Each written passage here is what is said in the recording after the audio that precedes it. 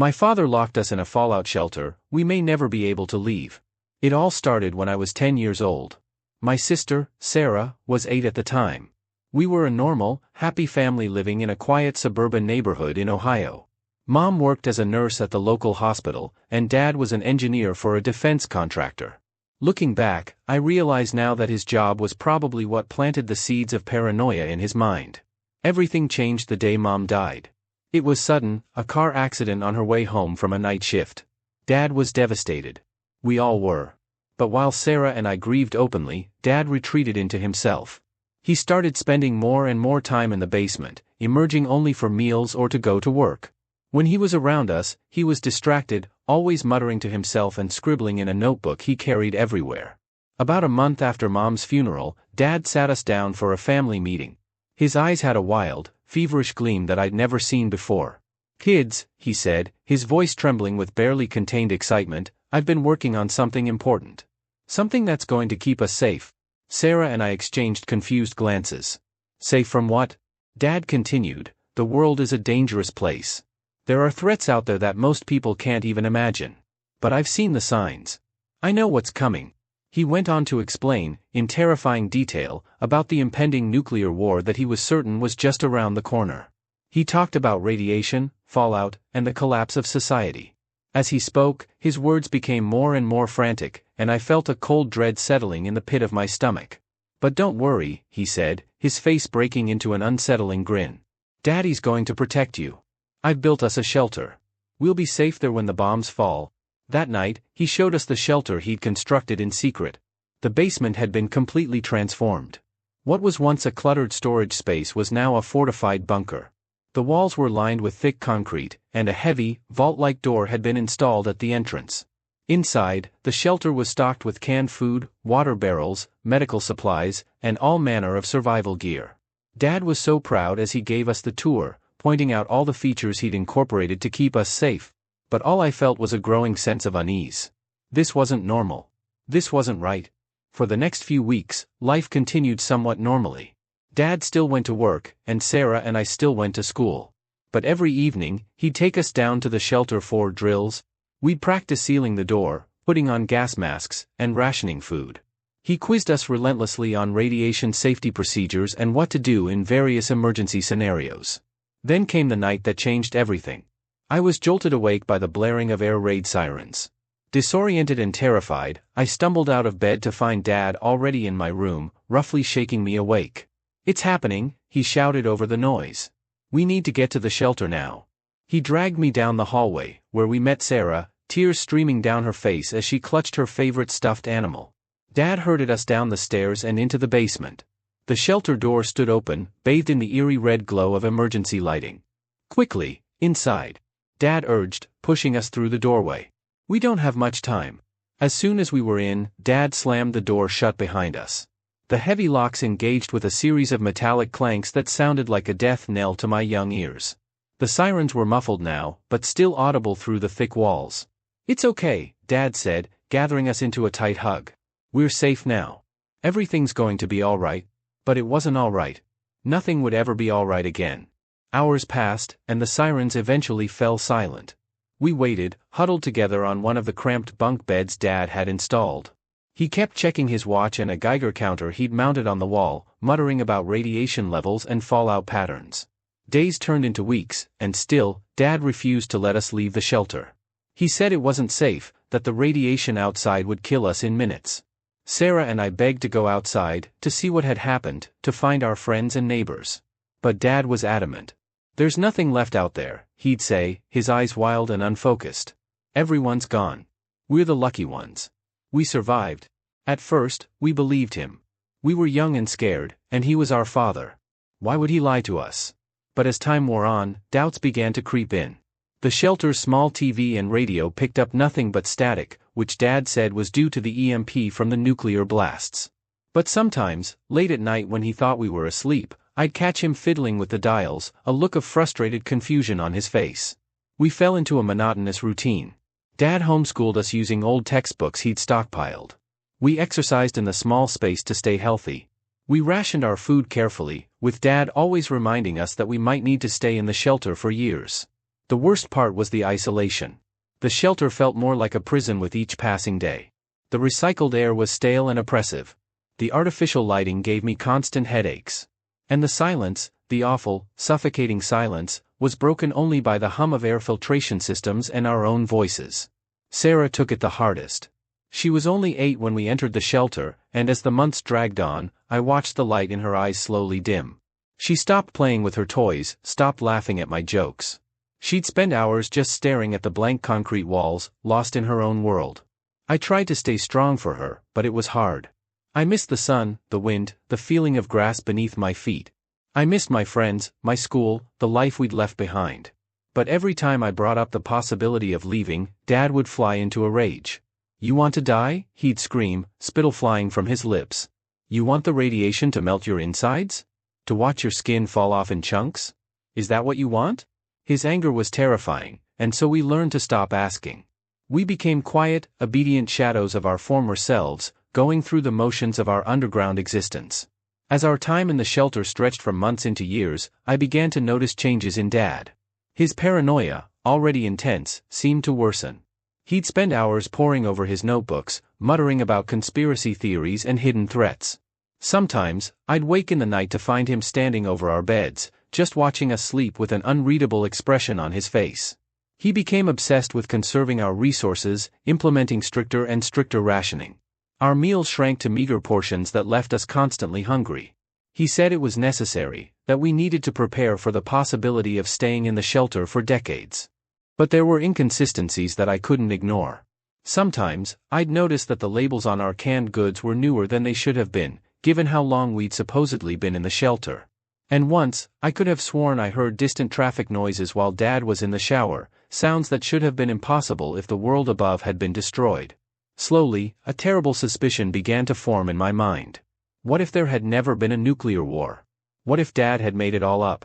The thought was almost too horrible to contemplate, but once it took root, I couldn't shake it. I began to watch Dad more closely, looking for any slip-ups or signs that might confirm my suspicions. And then, one night, I saw something that changed everything. It was late, well past the time when Sarah and I were supposed to be asleep. I'd woken up thirsty and was about to get some water when I heard the unmistakable sound of the shelter door opening. Peering around the corner, I saw Dad slipping out into the basement beyond, a duffel bag slung over his shoulder. My heart pounding, I crept after him. I reached the shelter door just as it was swinging closed and managed to wedge my foot in to keep it from sealing shut. Through the crack, I could see Dad climbing the basement stairs.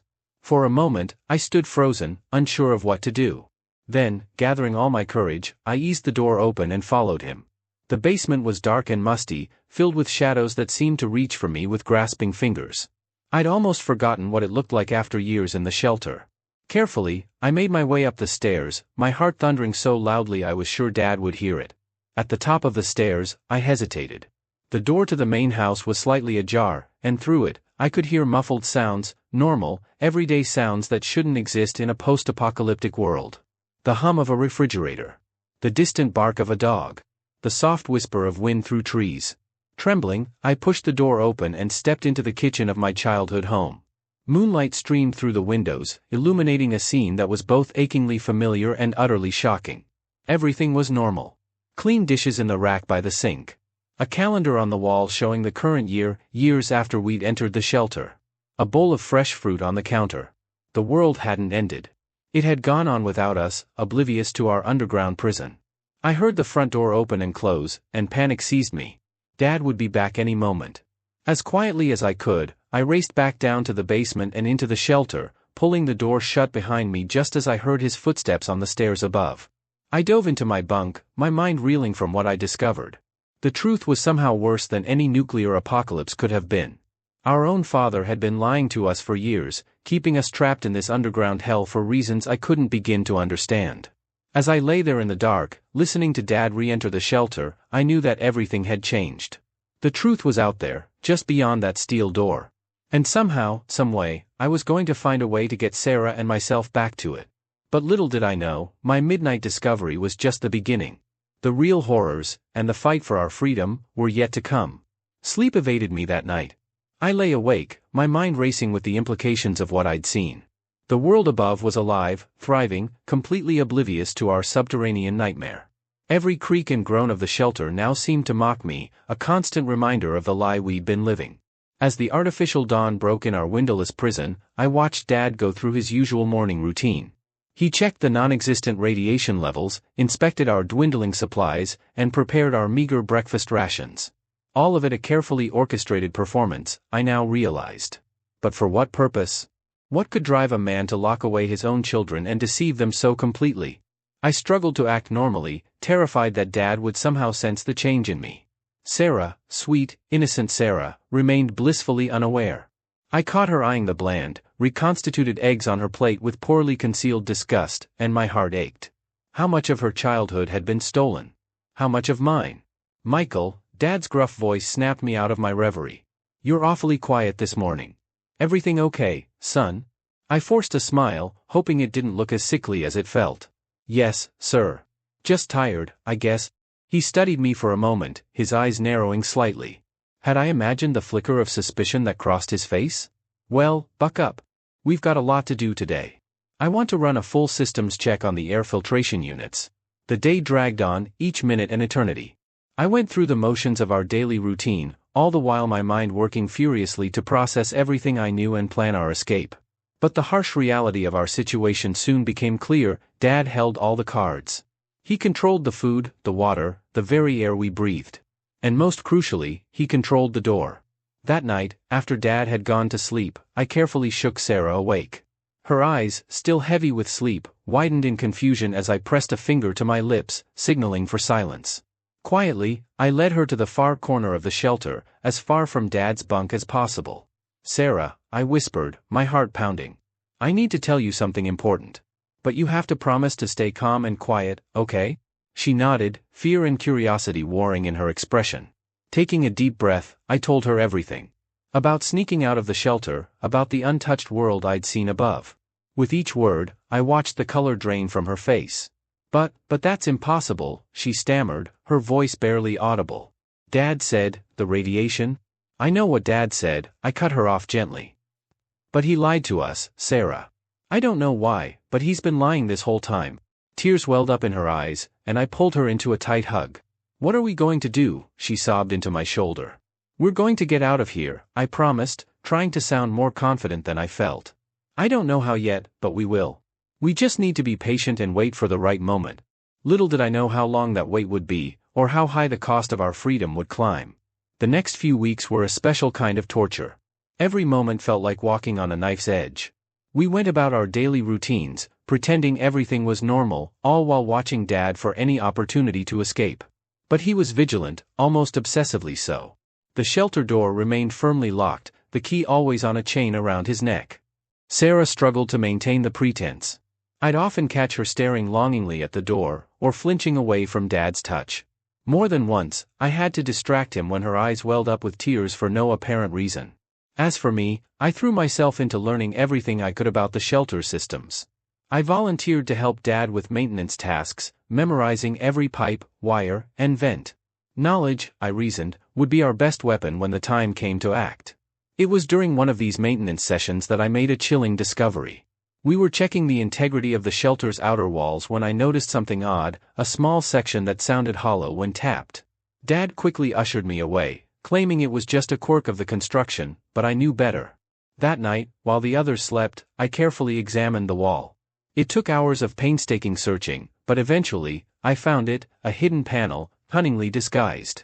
My hands shaking, I managed to pry it open. What I found inside made my blood run cold.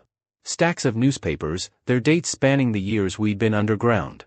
Printed emails from Dad's work, asking about his extended family emergency leave. And most damning of all, a small journal filled with Dad's frantic scribblings. I didn't have time to read it all, but what I did see painted a picture of a man spiraling into paranoid delusion. Dad wrote about protecting us from a world he saw as irredeemably corrupt and dangerous. He convinced himself that keeping us in the shelter was the only way to ensure our safety and purity. As I carefully replaced everything and sealed the panel, a new fear gripped me. We weren't just dealing with a liar or a kidnapper. We were trapped underground with a madman. The next morning, Dad announced a new addition to our daily routine: decontamination showers. He claimed it was an extra precaution against radiation, but the gleam in his eyes told a different story. He was tightening his control, adding another layer to his elaborate fantasy. The showers were cold and uncomfortable, but it was the violation of privacy that hurt the most. Dad insisted on supervising, to ensure we were thorough.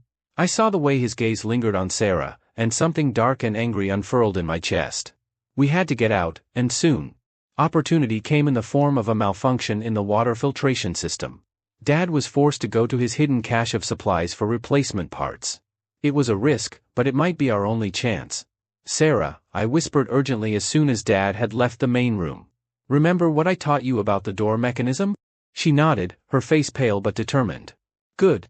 When I give the signal, I need you to run to the control panel and enter the emergency unlock code. Can you do that? Another nod. Okay. I'm going to create a distraction. No matter what happens, no matter what you hear, don't stop until that door is open. Promise me. I promise, she whispered back, her voice steady despite the fear in her eyes. Taking a deep breath, I steeled myself for what I had to do. I'd never deliberately hurt anyone before, let alone my own father. But as I thought of Sarah's haunted eyes, of the years stolen from us, I knew I had no choice. I waited until I heard Dad's footsteps approaching, then I put our plan into action. I yanked hard on one of the water pipes I'd secretly loosened earlier, letting out a yell of surprise as it burst, spraying water everywhere. Dad came running, and in the chaos that followed, I made my move. As he bent to examine the broken pipe, I brought the heavy wrench down on the back of his head. He crumpled to the floor, a look of shocked betrayal on his face as he lost consciousness. Fighting back the wave of nausea and guilt, I shouted to Sarah, "Now! Do it now!"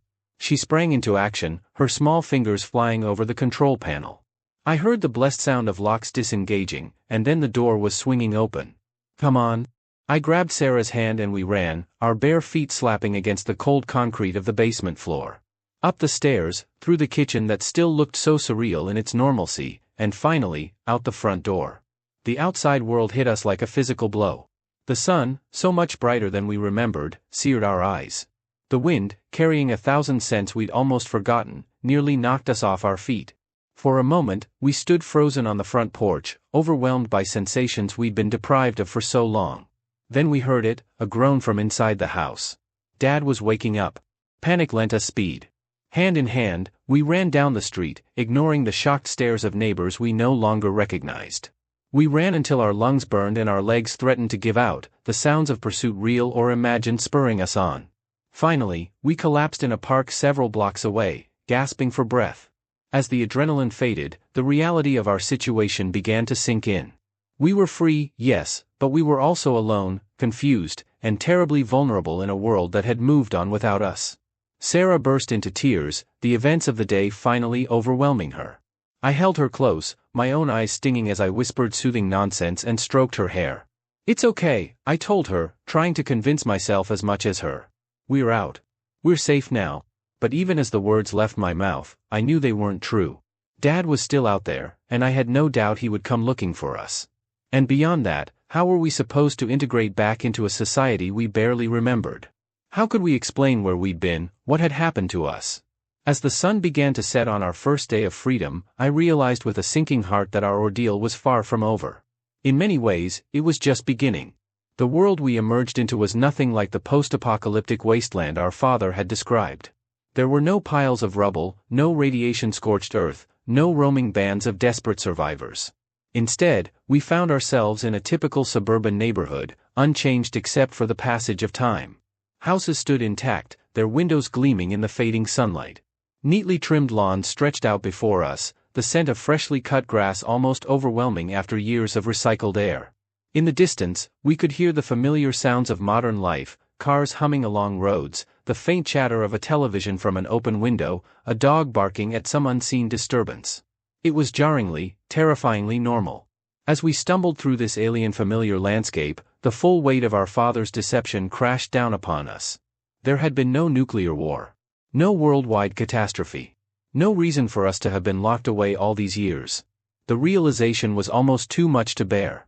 Sarah's grip on my hand tightened. "Michael," she whispered, her voice trembling, "why would Dad lie to us like that?" I had no answer for her. The enormity of what had been done to us was beyond my comprehension. How could a father willingly imprison his own children, robbing them of years of their lives? The man I thought I knew seemed to crumble away, leaving behind a stranger whose motives I couldn't begin to fathom. We made our way through the neighborhood, flinching at every car that passed, every person we saw in the distance. To them, we must have looked like wild creatures, barefoot, wide-eyed, dressed in the simple, utilitarian clothes we'd worn in the shelter. More than once, I caught sight of curtains twitching as curious neighbors peered out at us. As night fell, the temperature dropped, and I realized we needed to find shelter. The irony of the thought wasn't lost on me. After years of being trapped underground, we were now desperately seeking a roof over our heads. "I think I know where we can go," I told Sarah, the ghost of a memory tugging at me. "Do you remember Mrs. Callahan? Mom's friend from the hospital?" Sarah's brow furrowed as she tried to recall. "The nice lady with the cats?" "That's right," I said, relieved that at least some of our memories from before remained intact. "She lived a few blocks from us. If she's still there?" It was a long shot, but it was all we had. We made our way through the darkening streets, every shadow seeming to hide a threat. More than once, I was sure I heard footsteps behind us, only to turn and find nothing there. Finally, we reached a small, well-kept house with a porch light glowing warmly. The nameplate by the door read Callahan, and I felt a surge of hope. Taking a deep breath, I rang the doorbell. Long moments passed.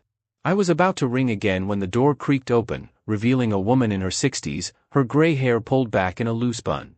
Her eyes widened in shock as she took in our appearance. "My God," she breathed. "Michael? Sarah? Is that really you?" Before I could respond, she had pulled us into the house and enveloped us in a fierce hug. The familiar scent of her perfume, the same one she'd worn years ago, brought tears to my eyes. "We thought you were dead," Mrs. Callahan said, her voice choked with emotion. "Your father said there had been an accident, that you'd all died." As she ushered us into her living room, plying us with blankets and promises of hot cocoa, the full extent of our father's lies began to unravel. There had been no accident, no tragedy to explain our disappearance. Just a man's descent into madness and the 2 children he dragged down with him. Mrs. Callahan listened in horror as we recounted our years in the shelter. Her face paled when we described the decontamination showers and the increasingly erratic behavior of our father. "We have to call the police," she said, reaching for her phone. "That man needs to be locked up for what he's done to you." But even as she dialed, a cold dread settled in my stomach. Something wasn't right. The feeling of being watched that had plagued me since our escape intensified. And then, with a jolt of terror, I realized what had been nagging at me. The house was too quiet. Where were Mrs. Callahan's cats? As if in answer to my unspoken question, a floorboard creaked behind us. We whirled around to see a figure standing in the doorway, backlit by the hallway light. My heart stopped as I recognized the familiar silhouette. "Dad," Sarah whimpered, shrinking back against me. He stepped into the room, and I saw that he was holding something, the length of pipe I'd used to strike him during our escape. His eyes, when they met mine, were cold and empty. "I'm very disappointed in you, Michael," he said, his voice eerily calm. "I thought I'd raised you better than this. Didn't I teach you about the dangers of the outside world?" Mrs. Callahan moved to stand in front of us, her phone clutched in her hand.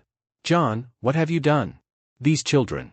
Our my children," Dad snarled, all pretense of calm evaporating. "And I'll do whatever it takes to protect them. Even from themselves." He advanced into the room, the pipe raised threateningly. Mrs. Callahan stood her ground, but I could see her trembling. "Run," she hissed at us. "I'll hold him off. Run." Everything happened so fast after that. Dad lunged forward. There was a sickening thud, and Mrs. Callahan crumpled to the floor. Sarah screamed. And then we were running again, out the back door and into the night. Behind us, I could hear Dad's heavy footsteps and his voice, once so comforting, now twisted with madness. "Children, come back. It's not safe out there." But we knew the truth now. The only thing not safe was the man we'd once called father. As we fled into the darkness, weaving between houses and jumping fences, a new determination filled me. We were out now. We knew the truth. And no matter what it took, I was going to make sure we stayed free. But freedom, I was quickly learning, came with its own set of challenges. And the night was far from over. The next few hours were a blur of fear and adrenaline. Sarah and I ran until our lungs burned and our legs felt like they would give out at any moment. Every sound made us jump, every shadow seemed to hide our father's lurking form. But somehow, we managed to evade him. As dawn broke, we found ourselves in a small park on the outskirts of town. Exhausted and with nowhere else to go, we huddled together on a bench, watching the world wake up around us. People jogged past, dogs barked in the distance, and the smell of fresh coffee wafted from a nearby cafe. It was all so beautifully, painfully normal. "What do we do now?" Sarah asked, her voice small and scared. Before I could answer, a police car pulled up beside the park. 2 officers got out, their eyes scanning the area before landing on us. My heart raced, but I forced myself to stay calm. This was what we needed, help from the authorities. As the officers approached, I saw recognition dawn in their eyes. They'd been looking for us. What followed was a whirlwind of activity. We were taken to the police station, where gentle-voiced detectives asked us questions about our time in the shelter. Social workers were called. And all the while, the search for our father intensified. They found him 3 days later, holed up in an abandoned building on the edge of town. He didn't go quietly. In the end, it took a team of negotiators and a SWAT unit to bring him in. The man they arrested bore little resemblance to the father we once knew. Wild-eyed and ranting about protecting his children from the corrupted world, he seemed more monster than man. The trial was a media sensation. Our story captivated the nation, sparking debates about mental health, parental rights, and the long-term effects of isolation. Experts were brought in to explain our father's descent into paranoid delusion. Some painted him as a victim of his own mind, while others condemned him as a monster. For Sarah and me, it was a painful process of reliving our trauma in the public eye. But it was also cathartic. Each testimony, each piece of evidence presented, helped to dismantle the false reality our father had constructed around us. In the end, he was found guilty on multiple charges and sentenced to life in prison. As they led him away, he looked at us one last time. "I only wanted to keep you safe," he said, his voice breaking. It was the last time we ever saw him. The years that followed were challenging. Sarah and I had a lot to catch up on, years of education, social development, and life experiences that had been stolen from us. We underwent intensive therapy, learning to process our trauma and adjust to life in the real world. It wasn't easy. There were nightmares, panic attacks, and moments when the outside world felt too big, too overwhelming. Simple things that others took for granted, like going to a crowded mall or watching fireworks on the 4th of July, could trigger intense anxiety for us. But slowly, painfully, we began to heal. We learned to trust again, to form relationships with others. We discovered the joys of simple freedoms, the feeling of rain on our skin, the taste of fresh fruit, the simple pleasure of choosing what to wear each day. Sarah threw herself into her studies, making up for lost time with a voracious appetite for knowledge. She's in college now, studying psychology with a focus on trauma and recovery. She wants to help others who have gone through similar experiences. As for me, I found solace in writing. Putting our story down on paper was terrifying at first, but it became a way to exorcise the demons of our past. This account you're reading now? It's part of that process. But even now, years later, there are moments when the old fears creep back in. Sometimes, I wake up in the middle of the night, convinced I'm back in that underground prison. In those moments, I have to remind myself that it's over, that we're safe now. Yet a part of me wonders if we'll ever truly be free. The shelter may have been a physical place, but its walls still exist in our minds. We carry it with us, a secret bunker built of memories and trauma. And sometimes, in my darkest moments, I catch myself checking the locks on the doors, scanning the horizon for mushroom clouds that will never come. Because the most terrifying truth I've learned is this: the real fallout isn't radiation or nuclear winter. It's the lasting impact of a parent's betrayal, the half-life of trauma that continues long after the danger has passed. And that, I fear, may never fully decay. So if you're reading this, remember, the most dangerous lies aren't always the ones we're told by others. Sometimes, they're the ones we tell ourselves to feel safe. Question everything, cherish your freedom, and never take the simple joys of life for granted. Because you never know when someone might try to lock them away.